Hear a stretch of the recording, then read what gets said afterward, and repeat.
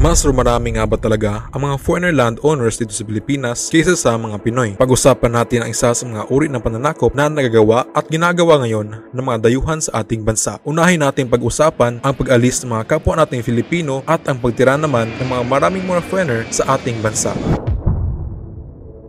Alam niyo ba na nasa 1 milyon kada taon ang umaalis sa ating bansa para magtrabaho? Nakakalungkot isipin na umaalis ang karamihan sa ating sariling bansa para kumita ng mas malaki kumpara sa kinikita natin sa Pinas. Samantalang, ang mga foreigners naman ang nakakaroon ng oportunidad para makabili ng mga lupain o ari-arian dito sa Pilipinas. Sa tingin niyo, bakit?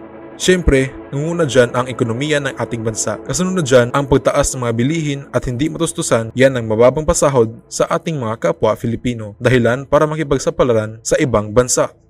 Totoo bang mas madaming foreigner na landowners kaysa sa mga Pinoy? During sa nabisit namin sa Bohol, marami akong nakita ng mga establishmento na pinagmay-ari either ng Pinoy o kaya naman foreigner. Pero usually, foreigners talaga. Hotels, lodges, beach resorts, restaurants, usually ito yung mga spots na magaganda o kaya naman mga lupain na mataas sa mga likas na yaman. Ayon sa ating batas, hindi pwedeng makabili ng lupain o ari-arian ang isang foreigner. Pero bakit marami pa rin ang nakakabili? Simple lang, kung gusto, may paraan. Unahin natin ang mga rule exceptions para sa mga foreigner upang makabili. Una, pamana. Kung ang foreigner ay legal na pinamanahan ng kamag-anak na nagmamay-ari ng lupa.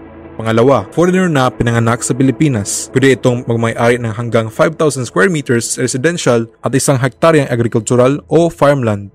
Pangatlo, pagbili ng propertiya sa pamamagitan ng isang korporasyon. Para sa mga dayuhan na bumili ng property sa Pilipinas, ang pinakaligtas ngunit pinakakomplikadong paraan ay sa pamamagitan ng isang korporasyon, tulad ng isang lokal na korporasyon. Ang mga korporasyon ay legal na entidad sa Pilipinas na maaaring magmay-ari ng lupa at gusali na nagbigay sa mga dayuhan ng espesyal na pagkakataon na bumili ng real estate sa pamamagitan ng ganitong uri ng entidad. Mahalaga rin tandaan ng isang lokal na korporasyon sa Pilipinas ay hindi palaging 100% pagmamay-ari ng mga dayuhan. Ang minimum na kailangan puhunan upang makamit ang hanggang 40% na pagmamay-ari ng mga dayuhan ay $100, habang dapat magmay-ari ng iba pang 60% ng mga shares ang isang Pilipinong mamamayan. Ang mga dayuhan ay maaaring makakuha ng 100% na pamay-ari sa isang lokal na korporasyon sa Pilipinas kung sila ay mag-invest ng hindi kukulangin sa $200,000.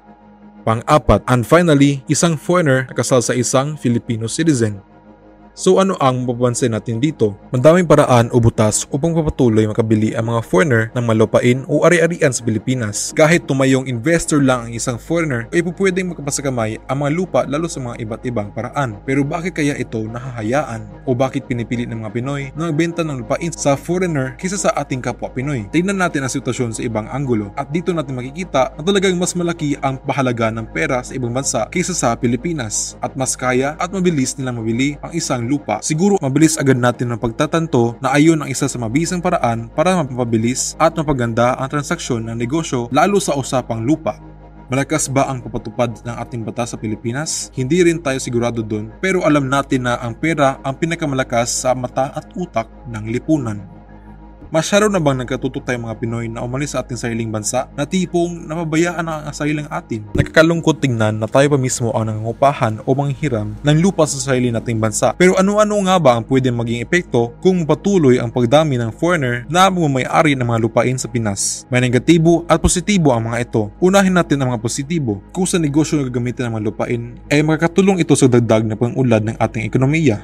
Bakit? Maraming magiging oportunidad ng trabaho ang mga kababayan natin at posible nitong hatakin ang ekonomiya gamit ang mga ilang oportunidad sa negosyo lalo na ang mga importanteng pasalidad o ang pagpapaayos ng mga kalsada. Ngunit sa kabilang banda, may mga negatibo pa rin itong epekto. Nangunguna dyan na mauubusan ng mga Pinoy o lokal mismo ng mga lupain. Posibleng mawalan ng mga natural resources ang ating bansa. Hihina ang mga natural nating kapaligiran lalo na ang tibay ng mga lupa at pagpuputol ng mga puno. At higit sa lahat, ibang lahi mismo ang kinabang sa sariling atin. Dito makikita natin ang kapangyarihan ng pera lalo sa mababang ekonomiya ng isang bansa. Kaya tayo masasakop ng paunti-unti nang hindi man natin mamalayan. Masyado tayong abala sa paghangad magkapatrabaho sa ibang bansa na hindi na natin ang pangalagahan ang sariling atin. So, ano nga ba ang kasagutan para maiwasan natin lumala ang ganitong sitwasyon? Unang-una, ang edukasyon. Pahalagan natin ito dahil ito ang magmumulat sa atin para malaman ano ba ang nangyayari sa ating bansa. Ikalawa, ang pagkatuto kahit paano sa negosyo at ekonomiya ng ating bansa upang sa mga susunod na panahon hindi tayo mangmang sa ganitong sitwasyon. At ang huli, pumili ng tamang tao para mapaganda ang ating batas at ekonomiya tungo sa mga maling pagbabalakad nito.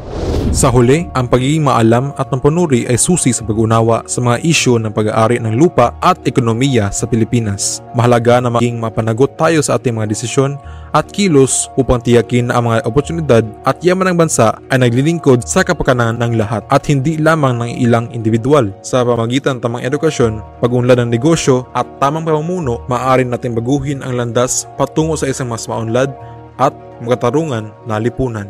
Ako di ay si Port Lidson, ang inyong tigsturya.